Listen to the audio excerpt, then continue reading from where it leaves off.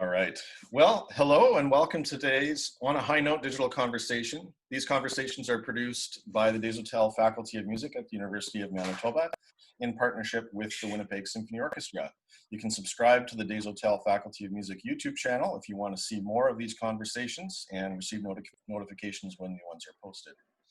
Today's topic is arts administration, and I'm excited to delve into that a little bit.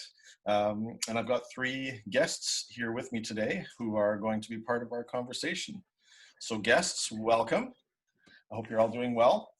Now, why don't we just start with introductions? So if we could just go around the screen and just tell us briefly your name, a little bit about yourself, where you live, and what your current job is where you are. So why don't we start with Katherine?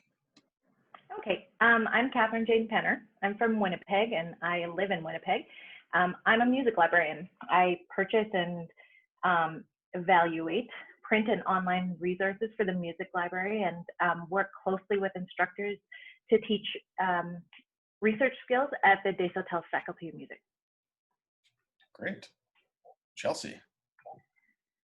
Hi everyone, my name is Chelsea Hiebert and I am the Systema and Special Events Manager with the Winnipeg Symphony Orchestra. So I have the pleasure of managing our program in the north end of Winnipeg, serving youth in 2 schools, about 120 students every day after school, as well as running our gala fundraisers. So we typically have one at the beginning of the season and in the spring. Excellent. And Marc? Hi, my name is Marc Weiser. I'm currently the head of special artistic projects at the Orchestre Symphonique de Montréal, the Montreal Symphony Orchestra. I've been in Montreal for about 12 years now, but I come from Winnipeg originally, and I'm an alumni of the School of Music at U of M. What I do in my job now is I work in the musical programming department. I work directly with the director of musical programming to establish sort of projects and visions for each season as we plan them. Specifically, I work with Canadian content and with new creations. So I do a lot of work with composers, and I do a lot of sort of interdisciplinary project planning. Whenever we do something that's a little bit out of the box or requires some community participation, I get involved in those projects too. As sort of an adjunct to my position, I'm also heading up at the Montreal Symphony a task force on equity, inclusion, and diversity in our industry. Excellent. Very exciting work. And my name is Brent Johnson. I'm the Education and Community Engagement Manager at the Winnipeg Symphony Orchestra. I've grown up in Winnipeg, also an alumni of the Desautel Faculty of Music and the Faculty of Ed at the U of M. And in my role at the WSO, basically, I organize and implement all of our school and community-based programming that's not related directly to Systema. So programs for students from nursery right through senior. And we send the orchestra out into the community, and we bring students and adults into the concert hall to engage with programming. All right, so we're all musicians. We're all arts administrators. As well. That's a term I didn't know, I'll have to admit, when I was a student, and not even for a while into my career. And it took me a while to get here. We'll talk about our journeys as we go on. But I'd like to know, since we're all musicians, what is your primary instrument, and how did you get a start in music? I'm a saxophone player, and I started with piano lessons and karaoke parties as a child. But I got into saxophone in the intro to class at Maple Collegiate. It's a course that gives students who didn't start band in middle school like a chance to start and catch up. So I was really fortunate to have that.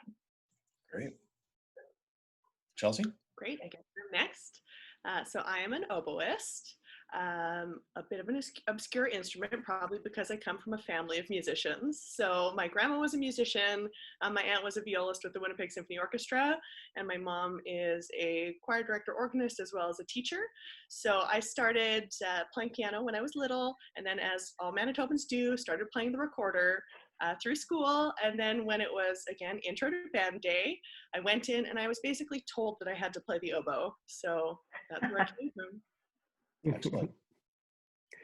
I'll go next, I guess. So I'm a pianist. I've I started playing piano at a young age, around 4 or 5 years old, as pianists often do. I come from a family of musicians. My grandmother, if I remember correctly, put a piano in our house. So there was never a question as to whether or not I would be a musician. It was always just assumed. As to the development of that, at some point in my teenage years, I decided to take on the identity of musician. I said, I am a musician. And that was a guiding identity for me through my studies. And interestingly, as an arts administrator, it's still part of, when people say, what do you do? Often the first thing that comes out of my mouth is, I'm a musician. Whereas what I do in my job every day isn't necessarily playing music, but I think that identification that I've sort of always had is part of what I think makes me who I am as an administrator. I tend to think of myself as a musician first. Excellent. Yeah, and I got my start on piano as well. My parents signed me up for piano lessons, which I did a little bit begrudgingly for many years. And going into junior high, I struck a deal with my parents and I did instrument tryouts and ended up picking saxophone. I actually started on baritone, which is a little bit odd for a grade 7 student, but I was a big kid and I liked the low sounds, so off we went. And I struck this deal with my parents that if I practiced and kept up in band, that I could discontinue piano. And the threat was there actually that if I wasn't doing well in band, I would have to restart the piano lessons. Now later in life, that is one of my biggest regrets actually is having quit piano lessons, because that sure would have helped me out a lot in university and just in life in general. But anyway, so saxophone and band all the way through, and I ended up studying saxophone and doing a music ed degree at the University of Manitoba with Katherine and Marc. As it turns out, we all had some overlap in our degrees, so we all know each other from way back when. And Chelsea, I've just gotten to know in recent couple of years. All right, so I think most students, I know I didn't, and performers don't really consider arts admin as a career option, or even really know what that means. They may not know what options are out there. It's a pretty broad term too, because there's a wide range of different things you can do as an arts administrator. What inspiration or opportunity led you to your current work? As all students in university courses do, I did a lot of research. And I worked with the library staff to get resources for my papers. And then in my last year, I actually got a job as a shelver in the music library.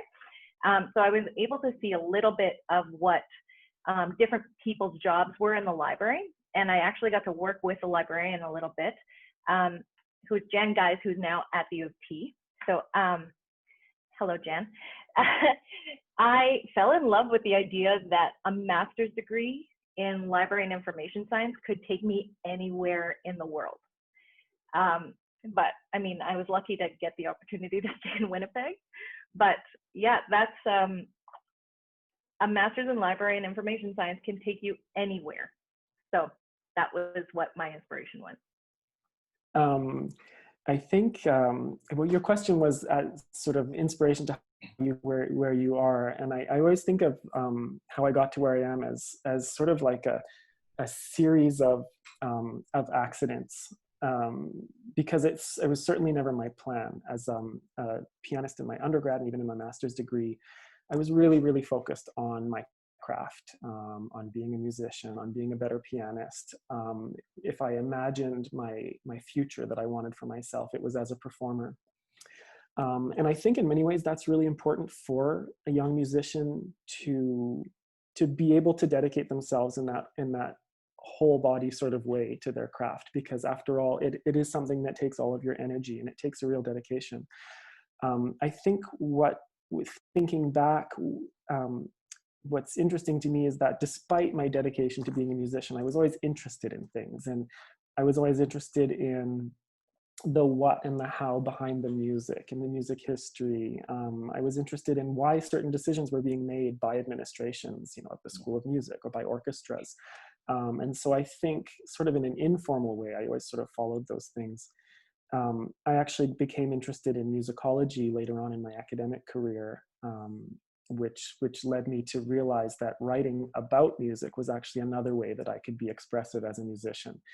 And my practice of writing about music actually led kind of accidentally at one point in Montreal, when I was looking for extra work, to a gig writing program notes for the Montreal Symphony Orchestra. And I actually started writing program notes because I had applied for a different job that I didn't get, but they liked my writing. So they said, well, why don't you try writing a program note?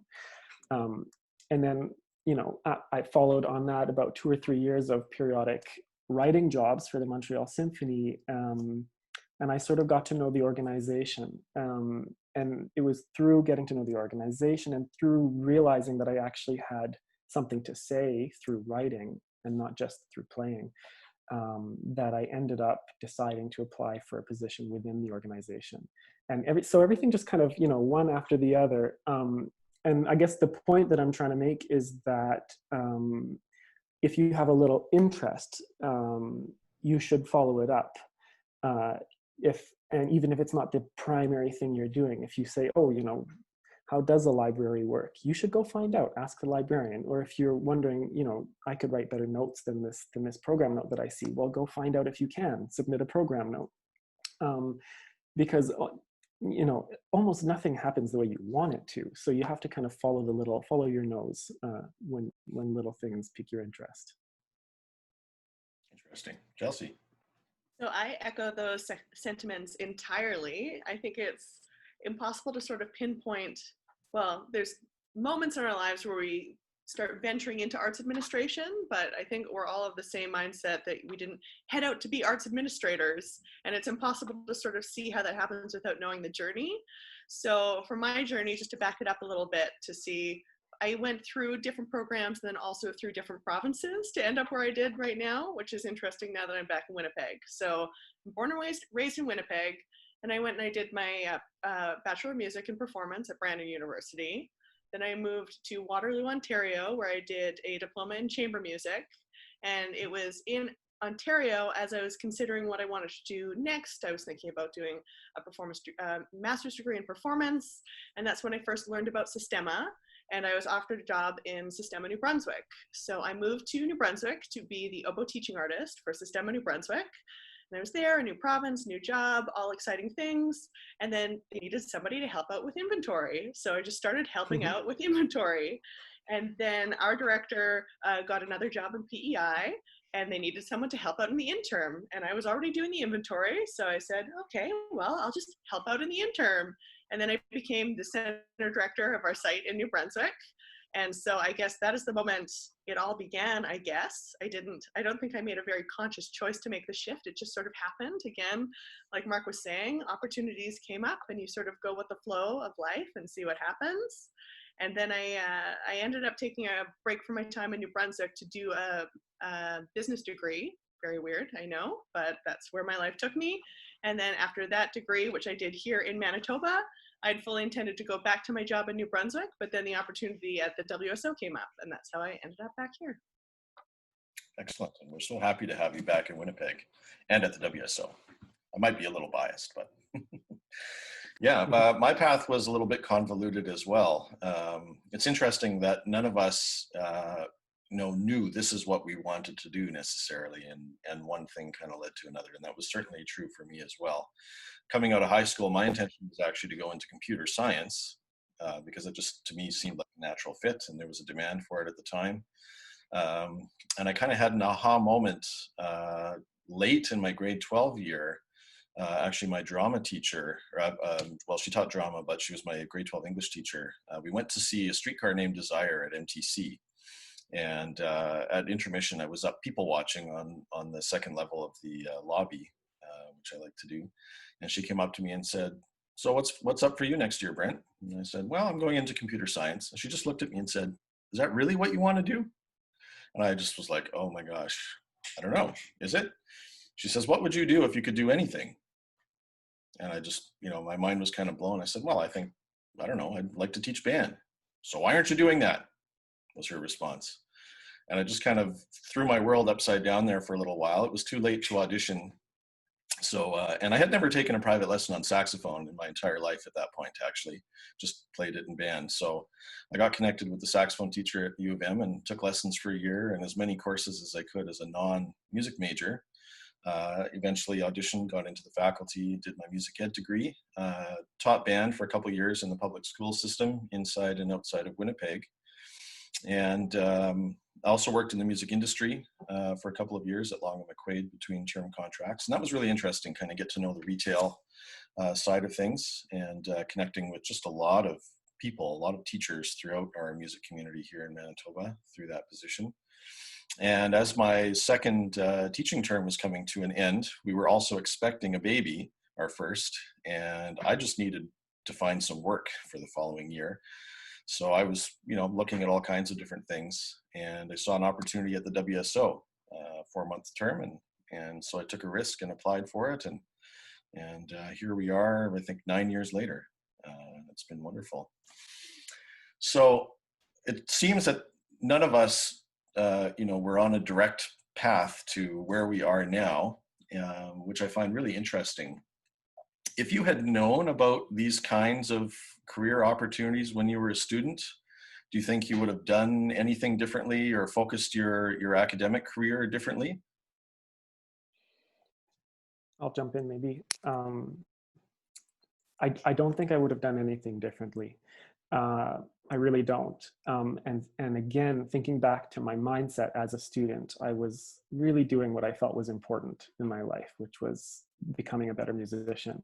And in fact, even to maybe something that can sort of add on to what we were all just talking about, and I'm wondering how you guys feel about this, but for me, as the shift happened from being a pure musician, pure performing musician, to sort of working a little bit more with writing, with arts admin, with different areas, I had to psychologically go through a shift as well. I had to kind of, I don't want to say mourn the change, but for someone who had always considered himself a performing musician, I had to have conversations with myself about the value of other kind of work. And that's a really interesting process. And I think that might be an interesting topic for music students to think about too, because as we're talking about, there's a sort of a whole kaleidoscope of opportunities and profiles that fit within the music world, and they're not just performers, and so many of them are so important. But going back to, would I have done anything different? Maybe what I would have done differently is participate a little bit more in, let's say, school organizations, to sort of spend a little bit more time outside of my practice room, or at least aware of what was happening outside of my practice room. I think we have a sort of an old-fashioned system that dates back to the conservatories, where you really just focus on yourself, which on one hand is important, but I think we need to have an awareness of what's going on in our community as well, and that could help in terms of opening those horizons for people. Interesting. Yeah, I'm right there with you, Marc. I think one thing that I would have done was try a little bit harder at the very beginning of my degree. I also, like you, Brent, came in wanting to become a band teacher, and did not do well in my first couple of years because I was kind of rudderless. And I was focusing on my playing. That I was in the practice room and I played, right? So I think I might have tried a bit way harder in my first couple of years in music history in particular. But yeah, I think that if I were to go back and do it again, I, like you, would look at what else was going on around me and how what I was doing fit into the bigger picture. Yeah. I also would have enjoyed my time making do as a poor student more if I had known that it was going to be such a valuable skill in my future life. Being resourceful is, I think, the thing that I learned the best being a student at the Faculty of Music. being okay with practicing in a closet. I think I would have been just fine. I wouldn't have complained so much if I knew that tough skin was going to help me later. Yeah. Well, I guess it's my turn, and as per usual, I'm going to be the odd person out, because I don't think knowing anything else would have changed anything. I wouldn't have done anything differently, but I also had an unconventional Bachelor of Music experience where I was at Brandon University. I was also a student athlete, so I went there to play on the basketball team as well. And so I knew that all I wanted to do was play the oboe and be in the gym. And I had my team at the music school and my team in the gym. And like, I can't imagine fitting anything additional into that or changing how I did that as well. And that's not saying that I didn't make a ton of mistakes while I was there. I learned a lot. Maybe there are things I should have done differently, but I definitely don't have any regrets about that. And I think my mindset going into music school was also different than most, in that I went to music school because I originally wanted to be a doctor of all things. And I think something high school students don't, it's not talked about very often, is that having a music degree shows that you're able to think in different ways. And it doesn't necessarily mean that being a musician or performing musician or teacher is your end path. There's a ton of success stories in a variety of different fields, doctors and lawyers, professional fields, that have a music degree as a first degree. So I'd always gone in with that intention. What then changed is I fell in love with my stupid instrument halfway through and then proceeded on in a performance path. But I think going back to what Marc was saying about making that mental shift from performance to arts administration is what I wish I had known, or maybe that I wish is more talked about, is the diversity of opportunities coming out of music school. Because I very much felt in schooling that it was a two-track path. You're either going to be a band teacher or you're going to play in an orchestra, and there's nothing in between. It's either those two things or you fall between the cracks and fail somehow. And that is not at all the case. I've learned not only in my own career, but by the fascinating and incredible things that all my colleagues and classmates have done with their lives. So I think just broadening one's mindset to realize that there are so many more opportunities than just the cut and dry teaching or performing or administration, because there's everything in between. That's interesting. I know for me, and I guess the rest of us, I can recall several of our classmates who went on to pursue studies in engineering and law, I think, and in medicine. So there's something about that focus, that incredible focus that you learn as a young musician in the practice room, and allows you to be successful in other fields as well. And I think other faculties actually look highly upon music students for those reasons. I don't know that I would have done anything terribly differently in my studies. My kind of approach with things has always been to be as involved as possible. So I was on student council for at least a few years. I can't recall exactly how long. And now I'm on probably too many boards these days, but I like to be involved in my community. And just that those connections that come with that, and the broadness of experience, everything kind of helps everything else, I find. And I did have a bit of a rough transition from being an educator to an arts administrator, but that was softened, I think, in a lot of ways, because my work now is very much still quite directly in the field of education. I'm just not in the classroom all the time. And so, but my time in the classroom as a music educator has really benefited me in my role at the WSO. So all that experience really is very helpful. Okay, so going back to your current work, what do you love about what you do? And what do you find most rewarding? And maybe what was your biggest surprise? Something that surprised you about your job? I can go first this time because I haven't gone first yet, and I just love talking about what I do. So I'm sorry, but I really think I have the coolest job, especially here at the WSO, because I don't know of anybody else who has such a weirdly diverse job as mine. So before, when I introduced myself, Sistema and Special Events Manager. So the Sistema side of my job, I work with the absolute coolest team of teaching artists. So I get to work with musicians who are in the WSO. I get to work with teachers in the schools. I get to work with performing artists who play gigs across the city, who are private teachers across the city. So that's the Sistema Winnipeg team, and I would not trade working with them for the world. And then with that team, we get to work with just the most awesome kids every single day in both of our schools. And I think as a musician, there's nothing better than seeing someone else fall in love with music, and that's what you get to do when you teach others. So that's what I love about the Sistema portion of the job. And then of course, I'm also the special events manager with the WSO, which is a completely different world entirely. And that's where we're working with donors, and you're seeing the behind the scenes of like how a large professional orchestra works and how important it is to keep those relationships with the people you're performing for, and patrons, and then creating these like very large scale fancy events to raise money for what you do. And I think that's something I really had no idea about before entering this field, is how hard it is to make the money, how you do that, and then also how important it is in order to do what you do. So that's what I love about my job. Awesome.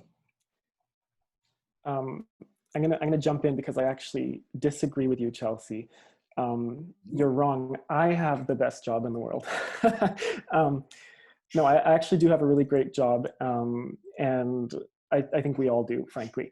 What's really rewarding, though, about my job is I mentioned at the beginning that I get to work with Canadian music and with new creations, which means part of my job is going out and being aware of what composers in Canada and around the world are doing right now. What I think is interesting, what I think needs to be heard, and I get to make friends with those composers and say, you know, how'd you like to work with us? How'd you like to plan a commissioning project for next year or for 3 years' time? And what should it be about? And what other artists should we involve? And so that's incredibly rewarding. And then the other rewarding part of that process is working with this incredible world-class band of musicians at the Montreal Symphony and seeing them pull it off at the end of the process with such professionalism, with such virtuosity and talent. And then there's that feeling afterward, which is actually the same feeling that I used to get after a really good performance of my own, which is, yes, we did it. That was good. We put something good out in the world and I'm proud. And so in many ways, I'm activating the same reward response feelings that I developed as a musician.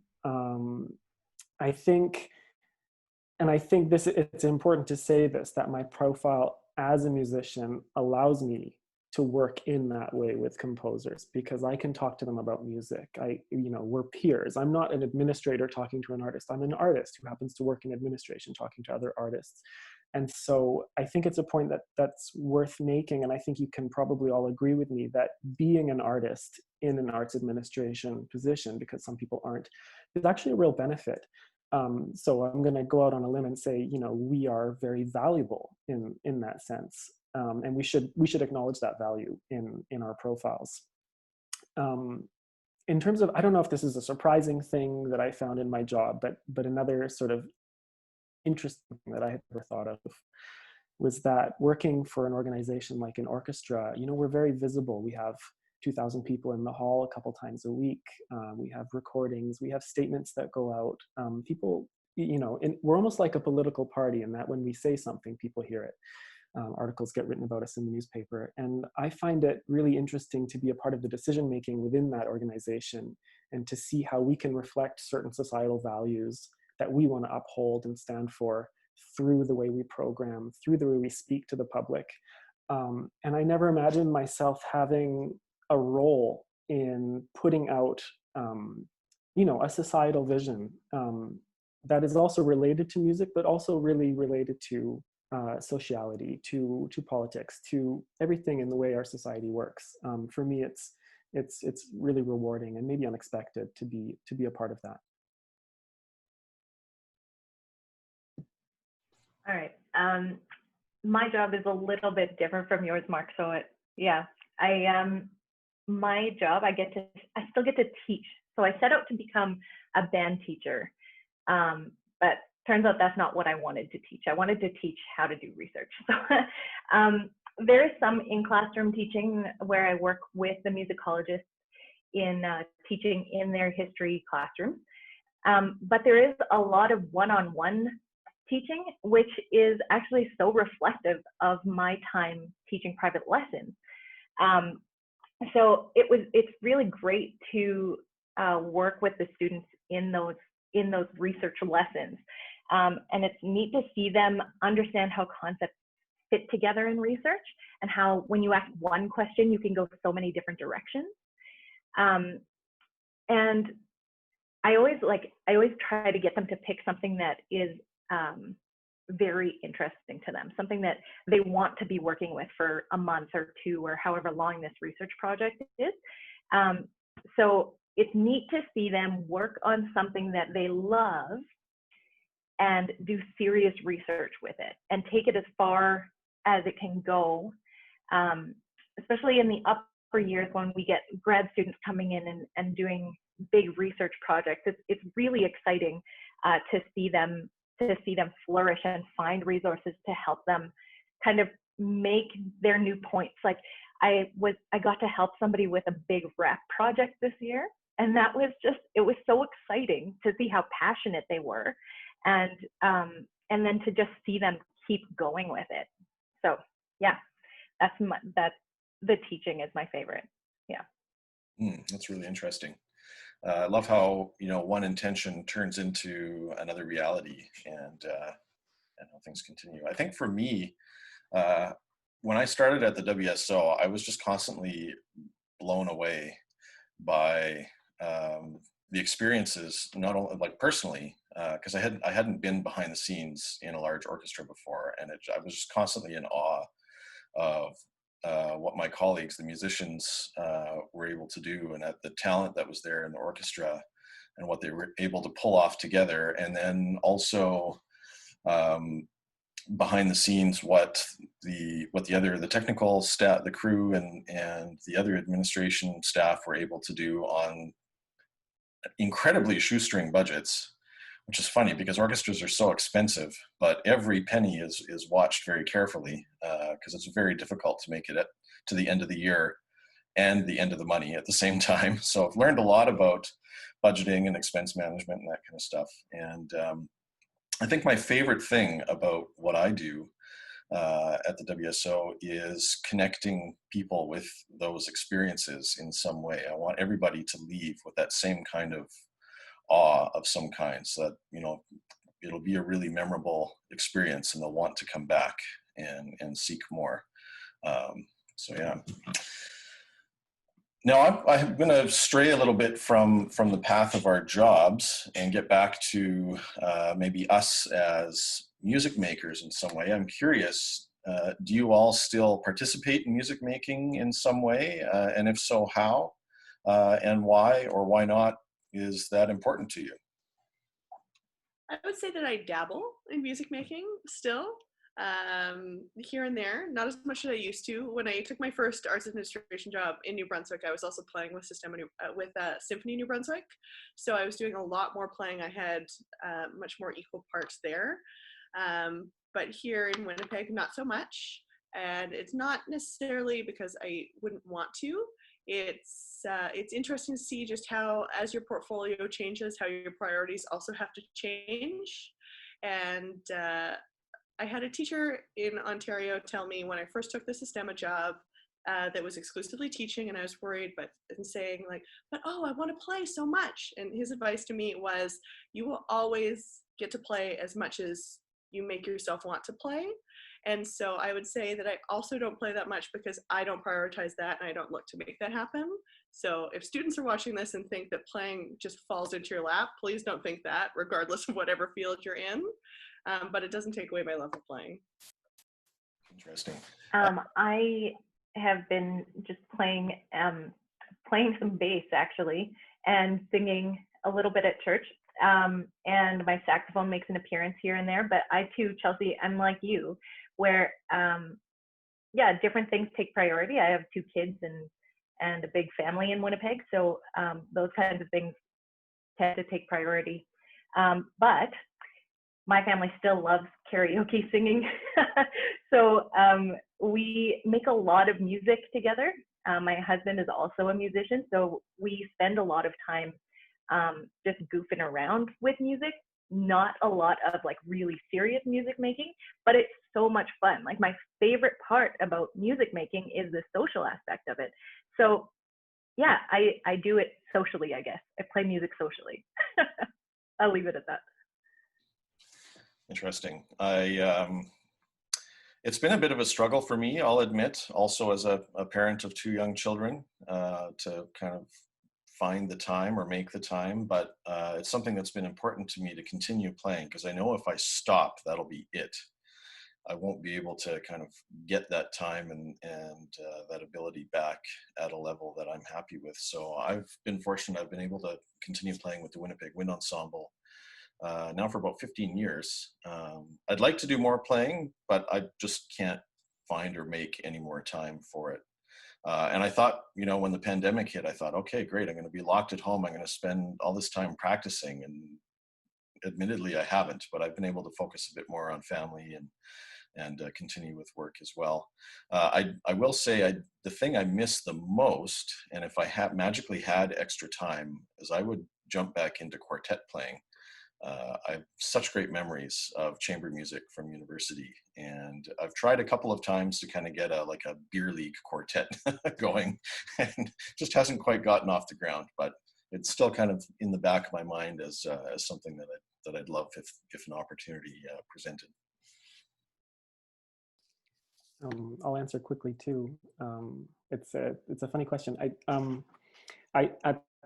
A few years ago, I actually did take a couple years off of piano playing, and I found it was something that I actually had to do in order to. It was part of that process of not being an 8 hours a day practicer and being something else. And I found that the way I was accustomed to being a musician was I either did it full time or I didn't do it. And so I actually had to take some time off to make that space. And I did come back to it in a different way. And I think, interestingly, a lot of the lessons that I struggled to assimilate as a student, a lot of the maturity, and even a lot of the technique came back to me in a totally different way when I did come back to piano playing, in a way that I feel more confident. I'm not a top tier performer the way I was sort of structuring my life before, but I feel more of a confident performer and more of a mature musician. And I have, like you, Brent, with the confinement and everything, I actually have gone back to the piano a little bit, maybe not as much as I'd like to, but I'm really enjoying it. And I can't stress enough that this is such an important part of who I am. And there's no way that it doesn't make itself into every aspect of my work. So, you know, I'm no longer a professional musician, but I am absolutely still a musician, and I go to the piano as much as I can. Oh, it's interesting. Yeah, I think music really is a part of us for life. You know, it's a thread that kind of evolves and weaves in different ways. And I think too, having a background as a musician, now working as an arts administrator, helps me connect and empathize, at least to a degree, with what my colleagues in the orchestra are going through. I mean, they're logging many hours practicing, which I am not, but it does help kind of connect in that way as well, which has been helpful. All right, so we're going to wrap up here, but I'm curious, what advice might you have, if you have any, for someone who might be considering or who hasn't yet considered a career in music, or maybe even more specifically in arts admin? What would you tell yourself if you could? Something that you didn't know but you wish you had, maybe. Okay, I'll jump in. I don't know if my answer is complete. I think what it amounts to is artists and musicians, and all of us actually, should all be coming back to some fundamental questions fairly regularly, which is, what do I want to do in this world? And often what we want to do in this world becomes distilled into one specific skill set, like I play saxophone. But when you sort of expand that and say, what do I really want to do in this world? The answer might be something like, I want to live and thrive and contribute to a community of music makers, or I want to give people joy through music, or whatever your answer ends up being. There tends to be a broader applicability of that answer than just that one skill you've been honing. And so as important as it is to hone your skills in one specific area, it's important also to keep that broad question in mind of what do you want to give to the world? What do you want to do? And that's going to be the question and your answer that open up other horizons. My idea of what I wanted to do in the world is I just wanted to be in this world of music and musicians. I wanted to be a part of it. I wanted to be a part of putting these things out there. And at some point I realized that there were other ways for me to do that than just being a pianist. So that's important for me, I think, to keep in mind. I guess I'll go, Marc, I love that answer. Yeah, this idea of going and doing what you want to do in the world, that's huge. Because being a musician doesn't only lead to being a big time performer. And when you're 17, that's what you think, right? It's either you're going to become a big time performer or you're going to be a music teacher.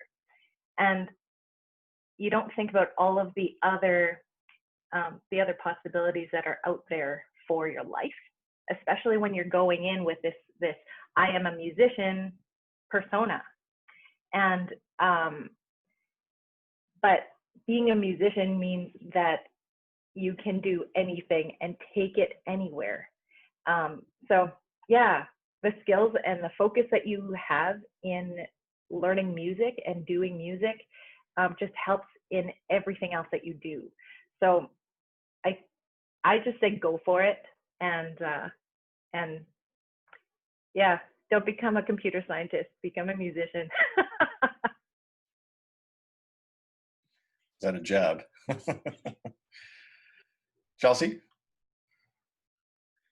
Well, now I have to figure out a way to say the exact same thing in a totally different way, because it sounds like we're all on the same page.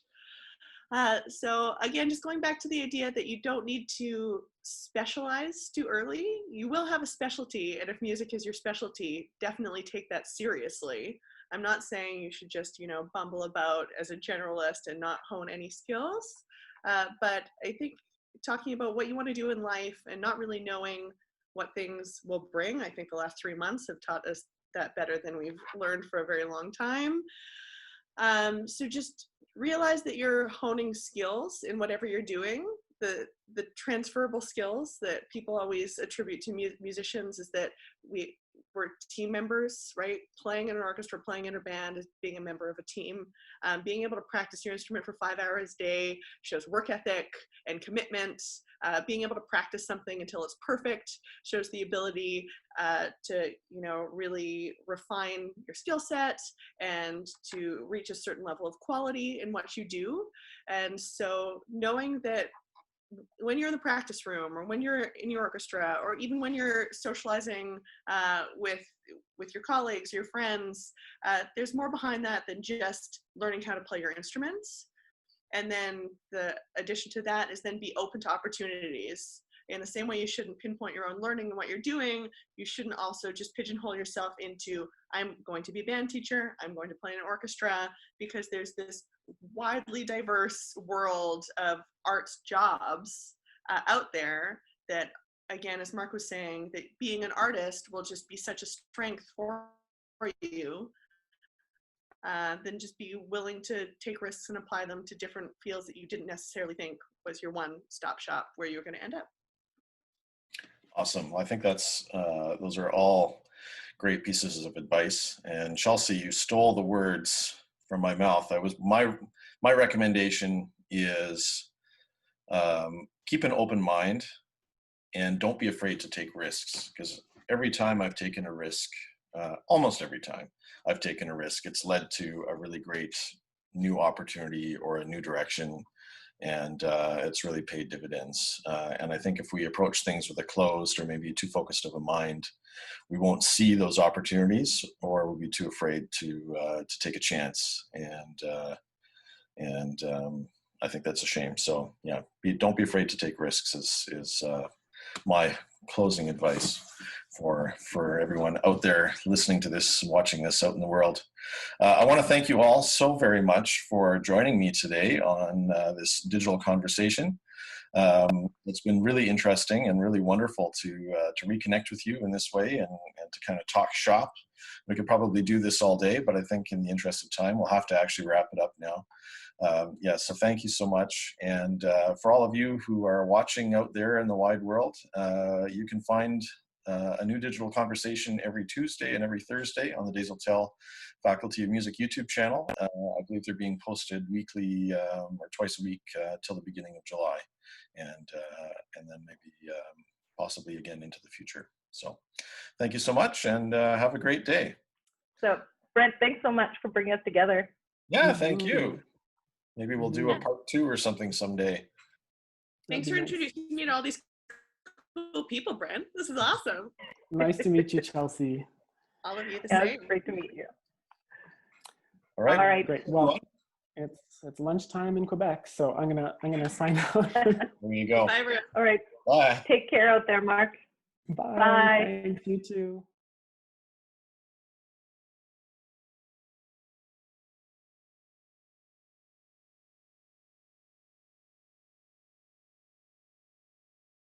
Not the same. I have to say, I don't think I knew that you were working in the library. I'm pretty sure I didn't know, but I really love that you are. The library at the School of Music was, for me, like a place of refuge. I loved the librarians. It was my favorite place to go between practice breaks. And the fact that you're there now doing that, it's perfect. It's so great. It's great.